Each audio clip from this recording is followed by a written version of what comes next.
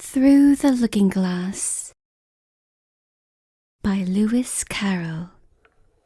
Chapter 1. Looking Glass House. One thing was certain, that the white kitten had nothing to do with it. It was the black kitten's fault entirely. For the white kitten had been having its face washed by the old cat for the last quarter of an hour, and bearing it pretty well, considering. So you see that it couldn't have had any hand in the mischief. The way Dinah washed her children's faces was this. First she held the poor thing down by its ear with one paw, and then with the other paw she rubbed its face all over, the wrong way, beginning at the nose. And just now, as I said, she was hard at work on the white kitten, which was lying quite still and trying to purr, no doubt feeling that it was all meant for its good. But the black kitten had been finished with earlier in the afternoon, and so, while Alice was sitting curled up in a corner of the great armchair, half talking to herself and half asleep, the kitten had been having a grand game of romps with a ball of worsted Alice had been trying to wind up, and had been rolling it up and down till it had come all undone again. And there it was, spread over the hearthrug, all knots and tangles, with the kitten running after its own tail in the middle. "Oh, you wicked little thing!" cried Alice, catching up the kitten and giving it a little kiss to make it understand that it was in disgrace. "Really, Dinah ought to have taught you better manners. You ought, Dinah, you know you ought," she added, looking reproachfully at the old cat and speaking in as cross a voice as she could manage. And then she scrambled back into the armchair, taking the kitten and the worsted with her, and began winding up the ball again. But she didn't get on very fast, as she was talking all the time, sometimes to the kitten and sometimes to herself. Kitty sat very demurely on her knee, pretending to watch the progress of the winding, and now and then putting out one paw and gently touching the ball, as if it would be glad to help if it might. "Do you know what tomorrow is, Kitty?" Alice began. "You'd have guessed if you had been up in the window with me, only Dinah was making you tidy, so you couldn't. I was watching the boys getting in sticks for the bonfire, and it wants plenty of sticks, Kitty. Only it got so cold, and it snowed so they had to leave off. Never mind, Kitty, we'll go and see the bonfire tomorrow." Here Alice wound 2 or 3 turns of the worsted round the kitten's neck, just to see how it would look. This led to a scramble, in which the ball rolled down upon the floor, and yards of it got unwound again. "Do you know, I was so angry, Kitty," Alice went on as soon as they were comfortably settled again, "when I saw all the mischief you had been doing. I was very nearly opening the window and putting you out into the snow. And you'd have deserved it, you mischievous darling. What have you got to say for yourself? Now, don't interrupt me," she went on, holding up one finger. "I'm going to tell you all your faults. Number 1, you squeaked twice while Dinah was washing your face this morning. Now, you can't deny it, Kitty. I heard you. What's that you say?" Pretending that the kitten was speaking. "Her paw went into your eye. Well, that's your fault for keeping your eyes open. If you'd shut them tight up, it wouldn't have happened. Now, don't make any more excuses, but listen.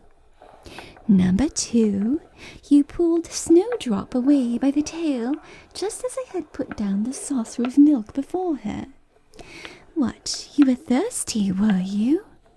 How do you know she wasn't thirsty too?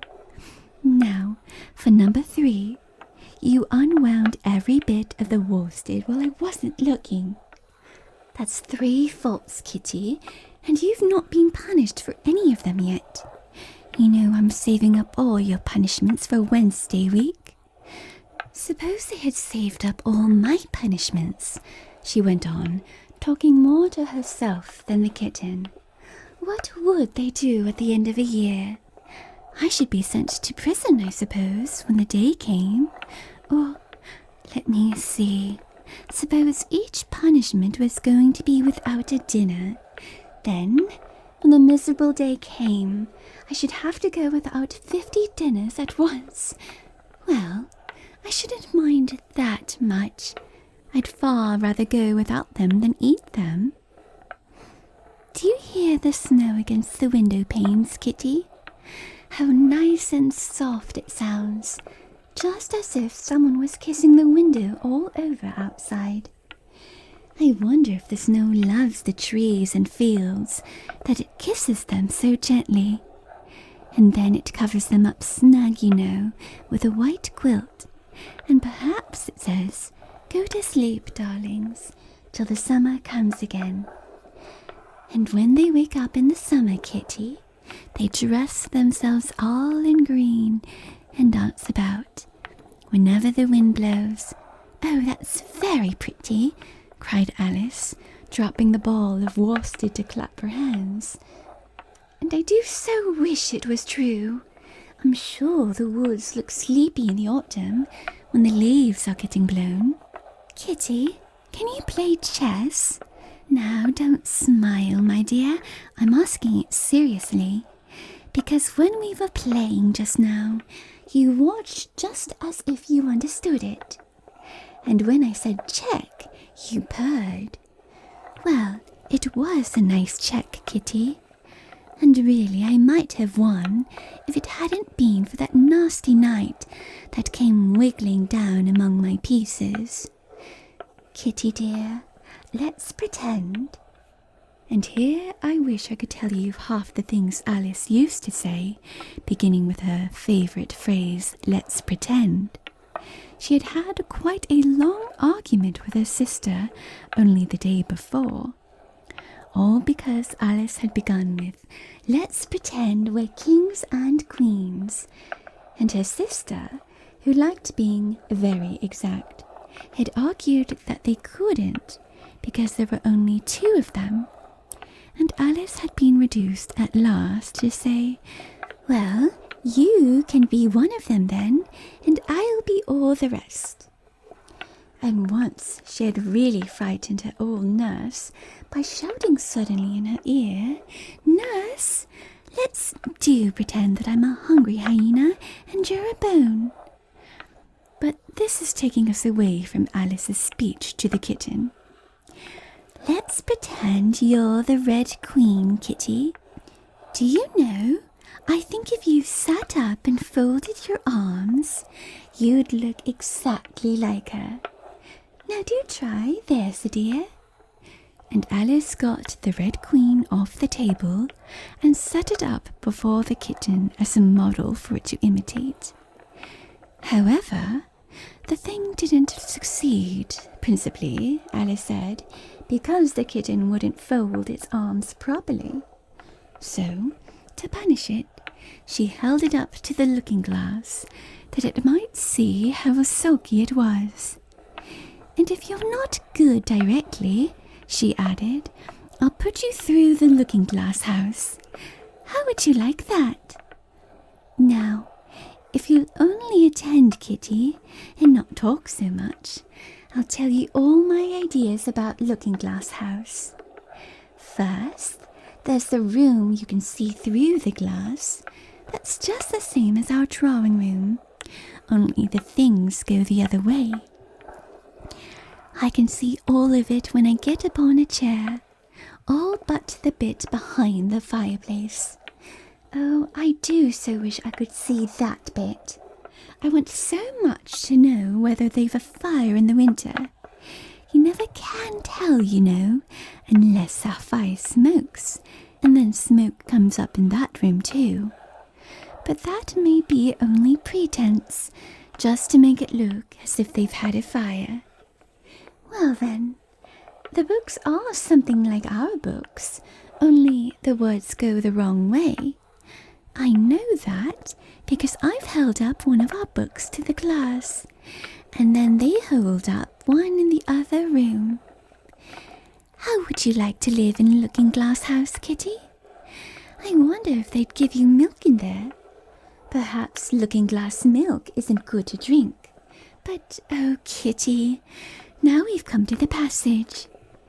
You can just see a little peep of the passage in Looking-Glass House if you leave the door of our drawing room wide open, and it's very like our passage as far as you can see. Only you know it may be quite different on beyond. Oh, Kitty, how nice it would be if we could only get through into Looking-Glass House. I'm sure it's got, such beautiful things in it. Let's pretend there's a way of getting through into it somehow, Kitty. Let's pretend the glass has all got soft like gauze, so that we can get through. Why, it's turning into a sort of mist now, I declare. It'll be easy enough to get through. She was up on the chimney piece while she said this, though she hardly knew how she had got there. And certainly the glass was beginning to melt away, just like a bright silvery mist. In another moment, Alice was through the glass and had jumped lightly down into the looking-glass room. The very first thing she did was to look whether there was a fire in the fireplace, and she was quite pleased to find that there was a real one blazing away as brightly as the one she had left behind. So I shall be as warm here as I was in the old room, thought Alice. Warmer, in fact, because there'll be no one here to scold me away from the fire. Oh, what fun it'll be when they see me through the glass in here and can't get at me. Then she began looking about and noticed that what could be seen from the old room was quite common and uninteresting, but that all the rest was as different as possible. For instance, the pictures on the wall next to the fire seemed to be all alive, and the very clock on the chimney piece, you know you can only see the back of it in the looking-glass, had got the face of a little old man and grinned at her. They don't keep this room so tidy as the other, Alice thought to herself, as she noticed several of the chessmen down in the hearth among the cinders. But in another moment, with a little "oh" of surprise, she was down on her hands and knees watching them. The chessmen were walking about, 2 and 2. "Here are the Red Queen and the Red King," Alice said in a whisper for fear of frightening them. "And there are the White King and the White Queen sitting on the edge of the shovel. And here are the 2 castles walking arm in arm. I don't think they can hear me," she went on, as she put her head closer down. "And I'm nearly sure they can't see me. I feel somehow as if I were invisible." Here something began squeaking on the table behind Alice, and made her turn her head just in time to see one of the white pawns roll over and begin kicking. She watched it with great curiosity to see what would happen next. "It is the voice of my child," the Queen cried out as she rushed past the King, so violently that she knocked him over among the cinders. "My precious Lily, my imperial kitten." And she began scrambling wildly up the side of the fender. "Imperial fiddlestick," said the king, rubbing his nose, which had been hurt by the fall. He had a right to be a little annoyed with the queen, for he was covered with ashes from head to foot. Alice was very anxious to be of use, and as the poor little Lily was nearly screaming herself into a fit, she hastily picked up the queen and set her on the table by the side of a noisy little daughter. The queen gasped and sat down. The rapid journey through the air had quite taken away her breath, and for a minute or two she could do nothing but hug the little Lily in silence. As soon as she had recovered her breath a little, she called out to the White King, who was sitting sulkily among the ashes, "Mind the volcano?" "What volcano?" said the king, looking up anxiously into the fire, as if he thought that was the most likely place to find one. "Blew me up," panted the queen, who was still a little out of breath. "Mind you come up the regular way. Don't get blown up." Alice watched the White King as he slowly struggled up from bar to bar, till at last she said, "Why, you'll be hours and hours getting to the table at that rate. I'd far better help you, hadn't I?" But the king took no notice of the question. It was quite clear that he could neither hear her nor see her. So Alice picked him up very gently and lifted him across more slowly than she had lifted the queen, that she mightn't take his breath away.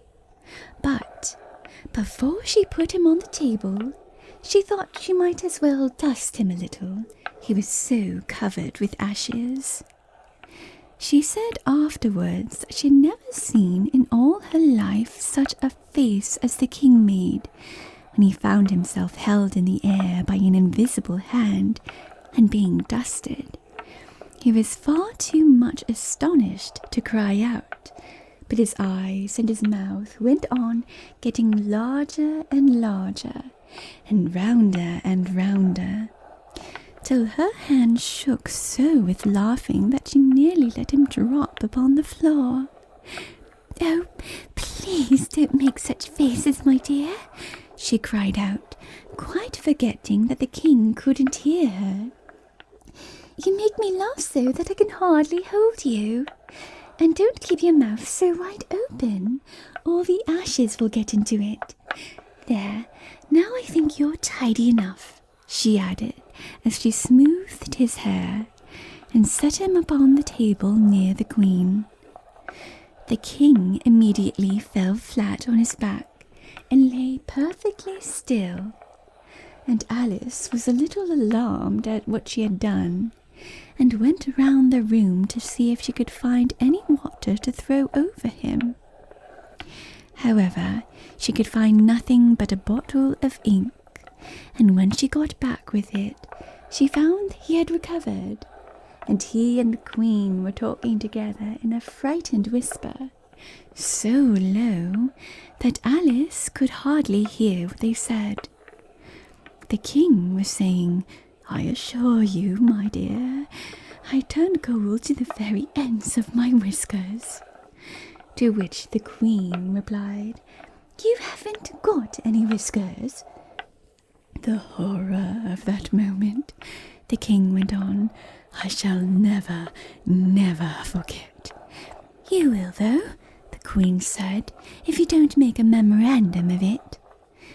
Alice looked on with great interest as the king took an enormous memorandum book out of his pocket and began writing. A sudden thought struck her, and she took hold of the end of the pencil, which came some way over his shoulder, and began writing for him. The poor king looked puzzled and unhappy, and struggled with the pencil for some time without saying anything. But Alice was too strong for him, and at last he panted out, "My dear, I really must get a thinner pencil. I can't manage this one a bit. It writes all manner of things that I don't intend." "What manner of things?" said the Queen, looking over the book, in which Alice had put, "The White Knight is sliding down the poker. He balances very badly." "That's not a memorandum of your feelings." There was a book lying near Alice on the table, and while she sat watching the White King, for she was still a little anxious about him, and had the ink all ready to throw over him in case he fainted again, she turned over the leaves to find some part that she could read. "For it's all in some language I don't know," she said to herself. She puzzled over the text for some time, but at last a bright thought struck her. "Why, it's a looking-glass book, of course, and if I hold it up to a glass, the words will all go the right way again." This was the poem that Alice read. Jabberwocky. 'Twas brillig, and the slithy toves did gyre and gimble in the wabe. All mimsy were the borogoves, and the momraths outgrabe. Beware the Jabberwock, my son, the jaws that bite, the claws that catch. Beware the Jubjub bird, and shun the frumious Bandersnatch. He took his vorpal sword in hand. Long time the manxome foe he thought. So rested he by the tum-tum tree, and stood a while in thought. And as in uffish thought he stood, the Jabberwock, with eyes of flame, came whiffling through the tulgey wood, and burbled as it came.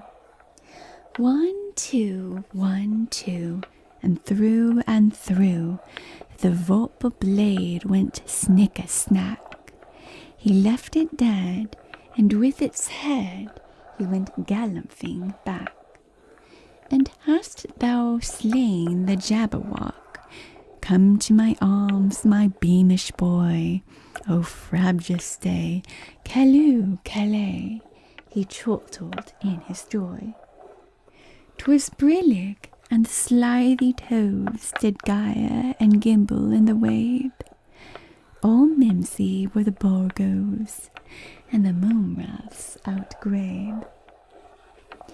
"It seems very pretty," she said when she had finished it, "but it's rather hard to understand." You see, she didn't like to confess, even to herself, that she couldn't make it out at all. "Somehow it seems to fill my head with ideas, only I don't exactly know what they are.